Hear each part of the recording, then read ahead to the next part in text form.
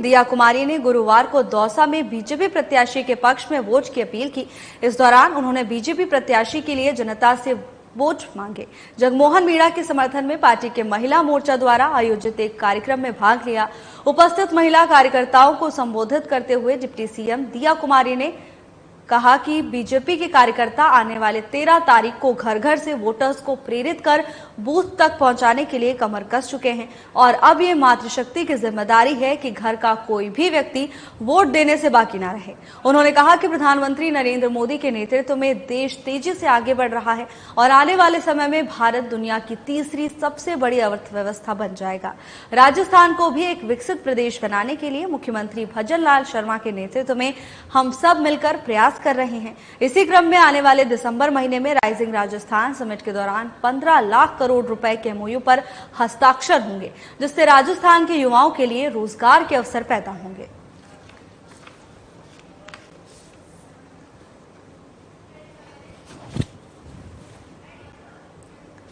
उप मुख्यमंत्री दिया कुमारी गुरुवार को दौसा पहुंची। इस दौरान उन्होंने बीजेपी प्रत्याशी जगमोहन मीणा के समर्थन में वोट की अपील की।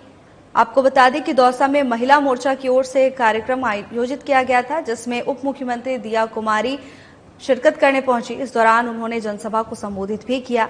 महिला कार्यकर्ताओं को संबोधित करते हुए डिप्टी सीएम ने बीजेपी के कार्यकर्ता आने वाले 13 तारीख को घर घर से वोटरों को प्रेरित कर बूथ तक पहुंचाने के लिए कमर कस चुके हैं। इसके साथ ही उन्होंने कहा कि आने वाले दिसंबर महीने में राइजिंग राजस्थान समिट के दौरान 15 लाख करोड़ रुपए के एमओयू पर हस्ताक्षर होंगे और इससे राजस्थान के युवाओं को रोजगार मिल सकेगा।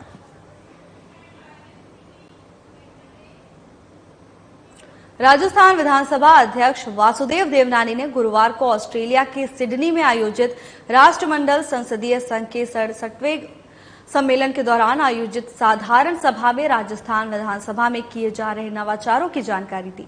इस दौरान राजस्थान विधानसभा अध्यक्ष वासुदेव देवनानी ने कहा कि राजस्थान विधानसभा में जन दर्शन, सर्वदलीय बैठक, भारतीय वर्ष के अनुसार वार्षिक कैलेंडर का प्रकाशन कर ऐतिहासिक नवाचार किए गए हैं।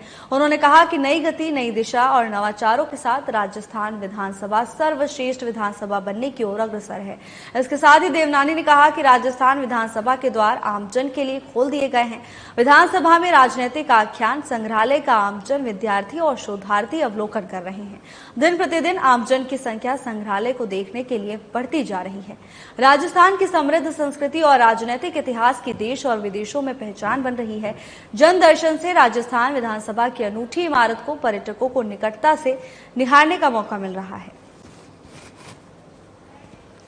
राजस्थान विधानसभा अध्यक्ष वासुदेव देवनानी ऑस्ट्रेलिया के सिडनी में आयोजित राष्ट्रमंडल संसदीय संघ के सम्मेलन में पहुंचे। इस दौरान उन्होंने साधारण सभा में राजस्थान विधानसभा में किए जा रहे नवाचारों को लेकर जानकारी साझा की। इस दौरान राजस्थान विधानसभा अध्यक्ष वासुदेव देवनानी ने कहा कि राजस्थान विधानसभा में जन दर्शन, सर्वदलीय बैठक, भारतीय वर्ष के अनुसार वार्षिक कैलेंडर का प्रकाशन कर ऐतिहासिक नवाचार किए गए हैं।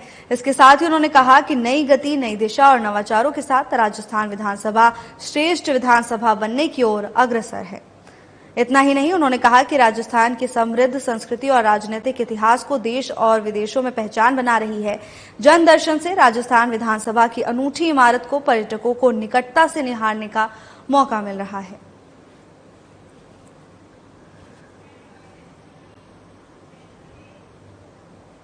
बीजेपी प्रदेश प्रभारी डॉक्टर राधा मोहन दास अग्रवाल ने राहुल गांधी के बयान को घटिया, अपमानजनक और मूर्खतापूर्ण बताते हुए कहा कि राहुल गांधी को देश के संपूर्ण क्षत्रिय समाज से माफी मांगनी चाहिए।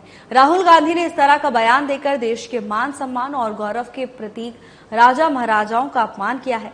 राजस्थान की सभ्यता, राजस्थान की अस्मिता और राजस्थान की संस्कृति के लिए किसी भी राष्ट्रीय नेता के द्वारा इतना अपमानजनक आचरण और अपमानजनक टिप्पणी कतई स्वीकार्य नहीं होगी। उन्होंने कहा कि क्षत्रिय समाज का यह अपमान राजस्थान बर्दाश्त नहीं करेगा।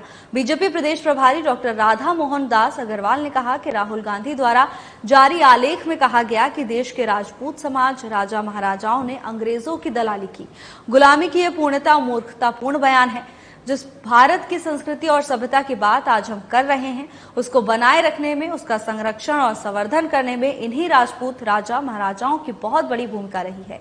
आज जिस अखंड भारत को हम देख रहे हैं, उस भारत को अखंड बनाए रखने में समाज की बहुत बड़ी भूमिका है।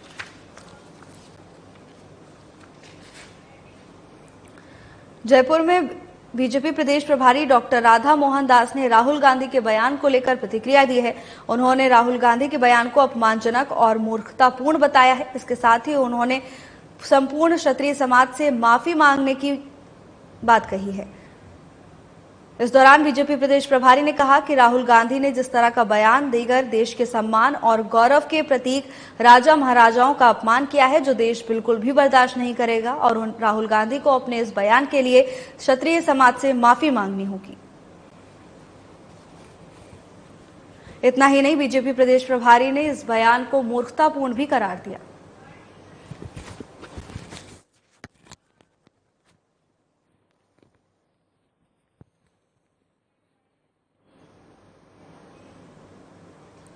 बीजेपी प्रदेश अध्यक्ष मदन राठौड़ ने गुरुवार को 84 विधानसभा उपचुनाव में बीजेपी प्रत्याशी कारीलाल ननोमा के समर्थन में कार्यकर्ताओं के साथ बैठक करने के साथ जनसभा को संबोधित भी किया।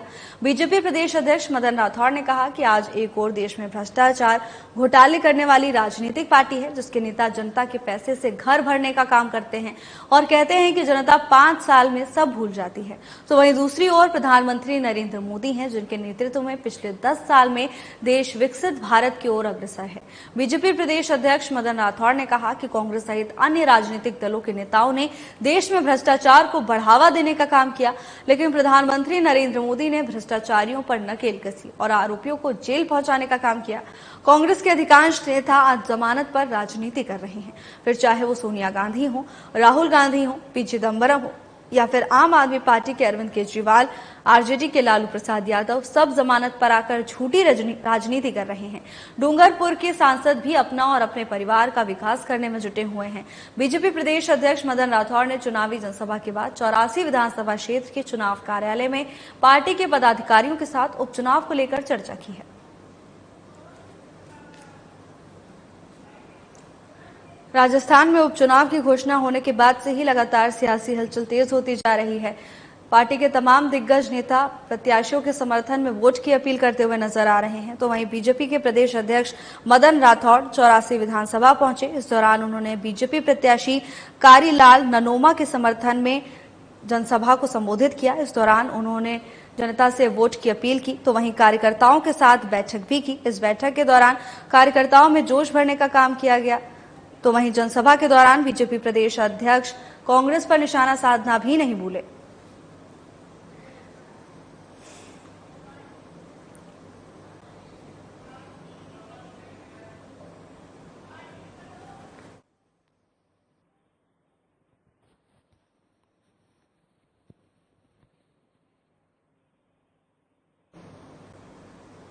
चौरासी विधानसभा क्षेत्र के चुनाव कार्यालय में भारतीय जनता पार्टी के प्रदेश अध्यक्ष मदन राठौड़ ने पार्टी पदाधिकारियों और वरिष्ठ कार्यकर्ताओं की बैठक ली और उपचुनाव से संबंधित महत्वपूर्ण विषयों पर दिशा निर्देश दिए।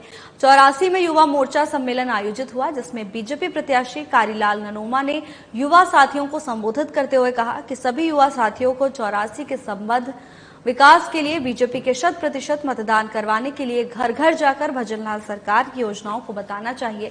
इस दौरान युवा मोर्चा के प्रदेश अध्यक्ष अंकित गुर्जर, कैबिनेट मंत्री बाबूलाल खराड़ी, पूर्व सांसद कनकमल कटारा और युवा मोर्चा पदाधिकारी आदि उपस्थित रहे।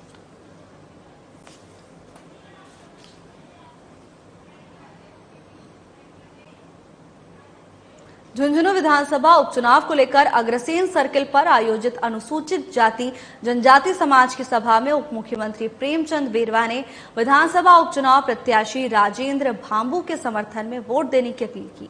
इस दौरान उन्होंने कहा कि केवल भारतीय जनता पार्टी ही एससी समाज की सार संभाल लेती है। इसी पार्टी में समाज को सम्मान मिलता है। केंद्र में प्रधानमंत्री नरेंद्र मोदी के नेतृत्व में और राजस्थान में मुख्यमंत्री भजन लाल शर्मा के नेतृत्व में डबल इंजन वाली सरकार के कारण देश और राज्य निरंतर प्रगति की ओर आगे बढ़ रहा है। एससी एसटी समाज का पूरा मान सम्मान भारतीय जनता पार्टी ने किया है। बाबा साहेब भीमराव अंबेडकर के पंच तीर्थ की स्थापना भारतीय जनता पार्टी की देन है। भारतीय जनता पार्टी जाति धर्म की राजनीति नहीं करती, सभी समाजों को साथ लेकर चलती है।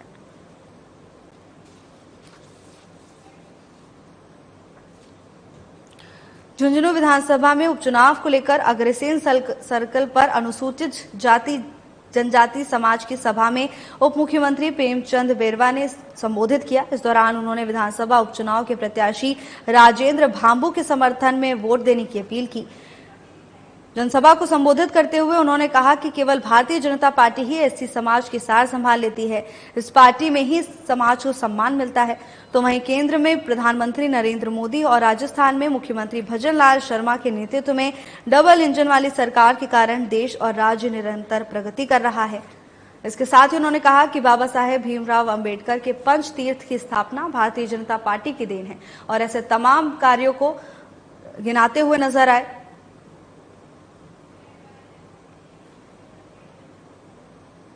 जयपुर विकास आयुक्त आनंदी की अध्यक्षता में बुधवार को जेडीए के मंथन सभागार में पीडब्ल्यूसी की बैठक संपन्न हुई।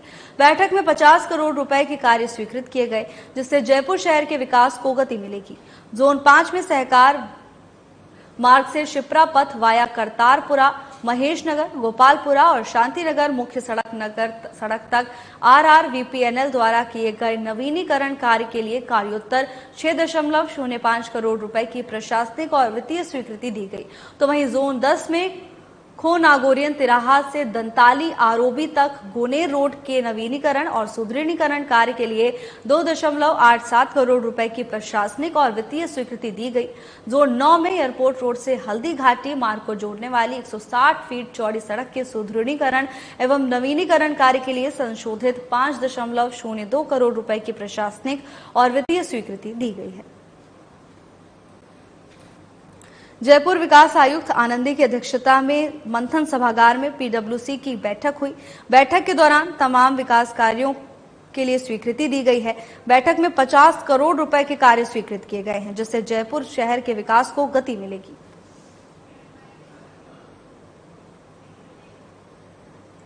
जयपुर डिस्कॉम के कोटपुतली और भिवाड़ी सर्किल में पीएम कुसुम योजना के कंपोनेंट सी के तहत 10.09 मेगावाट क्षमता के 3 नए सौर ऊर्जा संयंत्र स्थापित कर दिए गए हैं। तीनों सोलर प्लांट्स को समीपवर्ती 3311 सब स्टेशन से जोड़ दिया गया है। इन सोलर संयंत्रों के स्थापित होने से इन सब स्टेशनों से जुड़े 918 कृषि उपभोक्ताओं को कृषि कार्य के लिए अब दिन में बिजली उपलब्ध होने लगी है। डिस्कॉम चेयरमैन और जयपुर विद्युत वितरण निगम की प्रबंध निदेशक आरती डोगरा ने बताया कि भिवाड़ी सर्किल के पहल गांव में solar power generator messrs 1691 project 1 private limited द्वारा 4.15 मेगावाट क्षमता के हसपुर कला में messrs Cotwell Alwar 1 private limited द्वारा 2.85 मेगावाट क्षमता और कोटपुतली के हसनपुरा गांव में Messrs Gulab solar power plant private limited द्वारा 3.09 मेगावाट क्षमता के सौर ऊर्जा संयंत्र स्थापित कर दिए गए हैं। डोगरा ने बताया कि प्रदेश में कुसुम सी के तहत फीडर लेवल सोलराइजेशन के काम को गति दी जा रही है। इन 3 प्लांट्स को मिलाकर जयपुर, अजमेर और जोधपुर डिस्कॉम क्षेत्र में अब तक कुल 39.46 मेगावाट क्षमता के 16 सोलर संयंत्र स्थापित किए जा चुके हैं, जिनके माध्यम से ग्रिड से जुड़े 4426 कृषि उपभोक्ताओं को खेती के लिए दिन में बिजली सुलभ होने लगी है।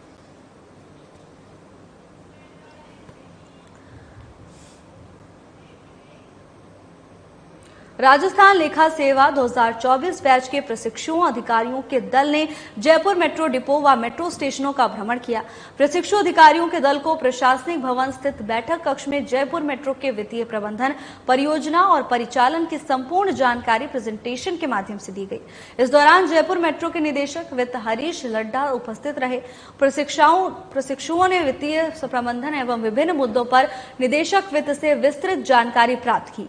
दल ने मेट्रो के मानसरोवर डिपो स्थित परिचालन नियंत्रण कक्ष, डिपो नियंत्रण कक्ष और पुलिस नियंत्रण कक्ष की तकनीकी कार्यप्रणाली के साथ साथ मेट्रो के सिग्नल, टाइम टेबल और छोटी चौपड़ स्थित आर्ट गैलरी में पुरातत्व महत्व की वस्तुओं को सहेजने और संरक्षित करने आदि की जानकारी प्राप्त की।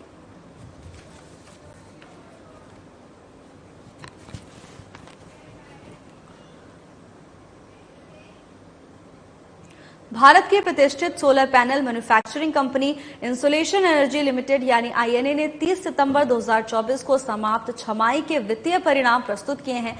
उक्त अवधि में कंपनी ने कंसोलिडेटेड बैलेंस शीट के अनुसार बीते वित्त वर्ष की समान अवधि में अर्जित 280.06 करोड़ रुपए के मुकाबले 612.69 करोड़ रुपए का टर्नओवर अर्जित किया है, जो पिछले साल के 118.77% अधिक है। तो वहीं उक्त अवधि में कंपनी ने 15.03 करोड़ रुपए के मुकाबले 61.27 करोड़ रुपए का पश्चात अर्जित किया है, जो कि पिछले साल के मुकाबले 307.65% से अधिक है। वहीं समान अवधि में कंपनी ने 29.75 करोड़ के मुकाबले 81 करोड़ एबिटा अर्जित किया है, जो कि पिछले साल से 172.27% अधिक है। कंपनी का अर्निंग पर शेयर 7.22 के मुकाबले इस साल 29.41 रहा, जो कि पिछले साल से 307.34% अधिक है। कंपनी के चेयरमैन मनीष गुप्ता एवं मैनेजिंग डायरेक्टर विकास जैन ने बताया कि इंसोलेशन एनर्जी लिमिटेड 2017 से देश के ग्रीन एनर्जी के टारगेट को प्राप्त करने के लिए अपनी भागीदारी करते हुए राजस्थान की सबसे बड़ी सोलर पैनल मैन्युफैक्चरिंग की स्थापना की और आज आईएनए सोलर राजस्थान ही नहीं अपितु पूरे देश में ग्रीन एनर्जी को बढ़ावा देने के लिए देश की मेक इन इंडिया पॉलिसी के साथ एनर्जी इंडिपेंडेंस में अपनी भागीदारी सुनिश्चित कर रहा है।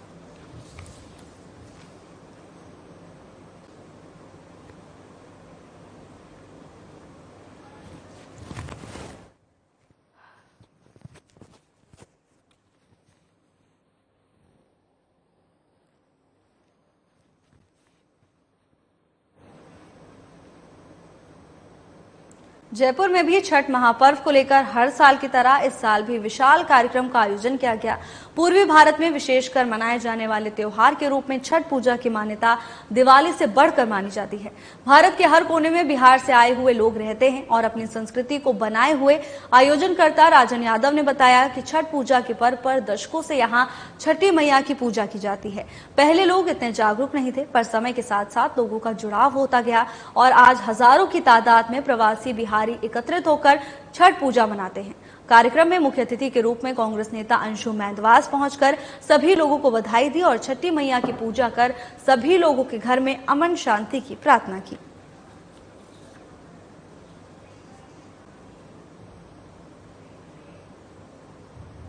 गुरुवार को राष्ट्रीय कैंसर जागरूकता दिवस पर स्वस्थ नारी चेतना अभियान की शुरुआत हुई। इस मौके पर आमजन और महिलाओं के कैंसर की स्क्रीनिंग हुई और उन्हें कैंसर से बचाव के प्रति जागरूक किया गया। तो वहीं मुख्य चिकित्सा और स्वास्थ्य अधिकारी डॉक्टर विजय सिंह फौजदार ने बताया कि जिले में गुरुवार को राष्ट्रीय कैंसर जागरूकता दिवस पर अस्पतालों में कैंसर स्क्रीनिंग कैंपों का आयोजन किया गया। इससे आमजन की कैंसर की स्क्रीनिंग की गई है। साथ ही स्वस्थ नारी चेतना अभियान के अंतर्गत महिलाओं के ब्रेस्ट और सर्वाइकल कैंसर की स्क्रीनिंग की गई और कैंसर के कारण, रोकथाम, उपचार और जटिलताओं के बारे में जागरूक किया गया। इसके साथ ही उन्होंने कहा कि प्रारंभिक अवस्था में कैंसर मरीज की पहचान कर उपयुक्त उपचार करने से कैंसर से होने वाली मृत्यु को कम किया जा सकता है। जिले में स्वस्थ नारी चेतना अभियान का आयोजन आगामी 10 जनवरी 2025 तक किया जाएगा।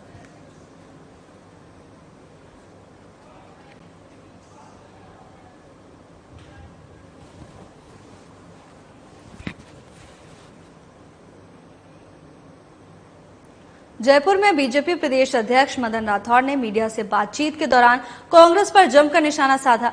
उन्होंने कहा कि कांग्रेसी नेताओं को जनता से संबंधित कार्यों में रोक लगाने के बजाय बेहतर करने के सुझाव देने चाहिए, लेकिन कांग्रेस नकारात्मक सोच के साथ कार्य कर रही है। आज एक और प्रधानमंत्री नरेंद्र मोदी हैं जो देश के 140 करोड़ देशवासियों को अपना परिवार मानते हैं और उनके लिए योजनाएं शुरू कर रहे हैं। पीएम मोदी के भाषणों में सदैव परिवार भाव और वसुदैव कुटुंबकम का ही भाव सुनने को मिलेगा।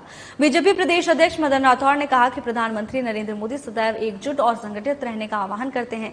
अगर देशवासी एक रहेंगे, संगठित रहेंगे, कंधे से कंधा मिलाकर चलेंगे तो देश का विकास तो होगा ही।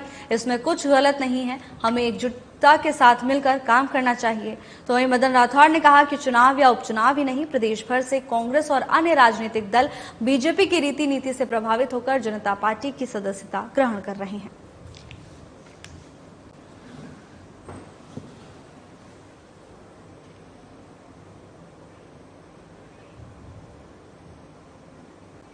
नागौर खीवंसर विधानसभा क्षेत्र से राष्ट्रीय लोकतांत्रिक पार्टी के प्रत्याशी कनिका बेनीवाल बुधवार को दर्जनों गांवों का दौरा किया और आकला, महेशपुरा, नारवा आदि गांवों में जनसंपर्क किया। कनिका बेनीवाल ने कहा कि बीजेपी की सरकार ने यहां विधायक कोष के पैसे रुकवा दिए। द्वेषता के कारण लोगों को तंग करवाया जा रहा है, लेकिन जनता मत की चोट से इसका जवाब देगी। तो वहीं सांसद हनुमान बेनीवाल ने खुडाला सरपंच की निलंबन की कार्रवाई को लोकतंत्र का अपमान बताया। वहीं पूर्व विधायक इंदिरा देवी बावरी ने कहा कि राष्ट्रीय लोकतांत्रिक पार्टी गरीब, किसान और मजदूर की बात करने वाली पार्टी है, इसलिए विधानसभा में कनिका बेनीवाल जैसी शिक्षित और योग्य उम्मीदवार का जाना जरूरी है। तो वहीं कनिका बेनीवाल ने कहा कि वो गरीब को गणेश मानकर जनता की सेवा करेंगी।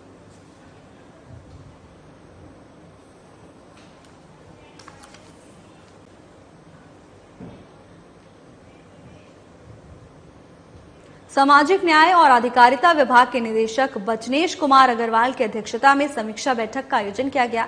इस दौरान बैठक में विभिन्न योजना प्रभारियों और जिलाधिकारियों ने वीडियो कॉन्फ्रेंसिंग के माध्यम से विभागीय योजनाओं की प्रगति की समीक्षा ली। बैठक में निदेशक ने अधिकारियों की कार्यप्रणाली को लेकर नाराजगी जाहिर की। उन्होंने कहा कि केंद्र और राज्य सरकार की सभी योजनाओं का लाभ सही जरूरतमंद व्यक्ति को मिलना चाहिए। इसके साथ ही उन्होंने सभी जिलाधिकारियों को छात्रवृत्ति योजना के तहत लंबित आवेदनों और छात्रवृत्ति संबंधित आपत्तियों का निस्तारण प्रभावी तरीके से करने के निर्देश दिए। उन्होंने 75% से कम छात्रवृत्ति के लंबित प्रकरणों का निस्तारण करने वाले जिलाधिकारी को नोटिस जारी करने के निर्देश दिए। उन्होंने कहा कि छात्रवृत्ति पोर्टल पर अधिक से अधिक शैक्षणिक संस्थाओं का रजिस्ट्रेशन करवाएं। इसके अतिरिक्त बचनेश कुमार अग्रवाल ने नशा मुक्त भारत अभियान, प्रधानमंत्री आदर्श ग्राम योजना, कर्मयोगी पोर्टल पर पंजीकरण, संपर्क पोर्टल, ई फाइलिंग के निस्तारण सहित अन्य विभागीय योजनाओं की भी समीक्षा की और अधिकारियों को आवश्यक दिशा निर्देश दिए।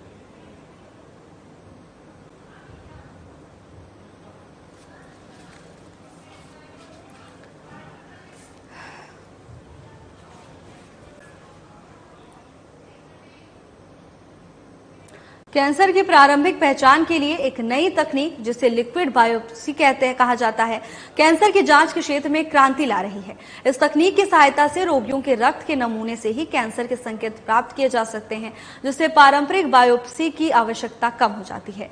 भगवान Mahavir cancer hospital and research centre के मेडिकल ऑन्कोलॉजी के निदेशक डॉक्टर अजय बापना ने बताया कि लिक्विड बायोप्सी एक ऐसी विधि है जो शरीर के विभिन्न अंगों में मौजूद कैंसर कोशिकाओं के डीएनए के छोटे टुकड़ों को पता लगाती है।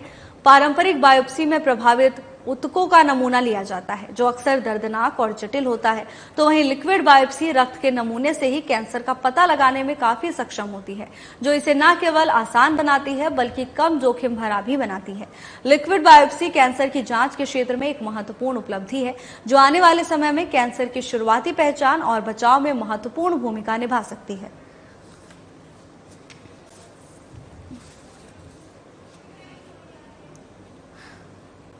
कैंसर के डायग्नोसिस का गोल्ड स्टैंडर्ड बायोप्सी है। बायोप्सी में हम ऊतकों की जांच करते हैं या फिर कोई जो गांठ होती है उसकी जांच करते हैं। वो या तो हम ट्रू कट बायोप्सी करते हैं जो एक निडल द्वारा की जाती है, या उस गांठ को पूरा निकालने की भी कोशिश करते हैं जिससे डायग्नोसिस हो जाए। क्योंकि जो हिस्टोपैथोलॉजी या बायोप्सी का डायग्नोसिस है उसी से कैंसर का कंफर्मेशन होता है। ये जनरली एक बहुत पेनफुल प्रोसीजर होता है, जिसमें मरीज काफी आनाकानी भी करते हैं और उन्हें हमेशा ये डर रहता है कि गांठ को छेड़ने से कहीं उन्हें कोई नुकसान ना हो जाए। इसके पर्याय के रूप में हम लिक्विड बायोप्सी का आविष्कार लेके आए हैं, जिसमें ब्लड से ही हम डायग्नोसिस कर लेते हैं कैंसर का, और ये टिश्यू डायग्नोसिस जो हम बायोप्सी से करते हैं उससे भी ज्यादा कारगर है। चूंकि ये रक्त से करते हैं इसलिए इसको लिक्विड बायोप्सी बोलते हैं। इसमें हम शरीर में जो डीएनए में खराबी आई है ट्यूमर की वजह से, और ट्यूमर में जो खराबी आई है वो हम बहुत उच्च कोटि का डायग्नोसिस दे सकते हैं, और इससे डायग्नोसिस पूर्ण रूप से परफेक्टली हो जाता है। निदान के लिए तो एक लिक्विड बायोप्सी है ही एक बहुत कारगर, पर कैंसर के इलाज के बाद उसकी मॉनिटरिंग कि हम कैंसर के किस स्टेज पे हैं, कैंसर कंट्रोल है या नहीं है, उसके लिए भी लिक्विड बायोप्सी का रोल बहुत महत्वपूर्ण रूप में उभर कर आ रहा है। तो निश्चित रूप से भविष्य में लिक्विड बायोप्सी एक बहुत स्टैंडर्ड टेस्ट साबित होगी और कैंसर के मरीजों के लिए वरदान साबित होगी। फिलहाल के लिए बस इतना ही। जल्द हाजिर होंगे नई अपडेट्स के साथ। नमस्कार।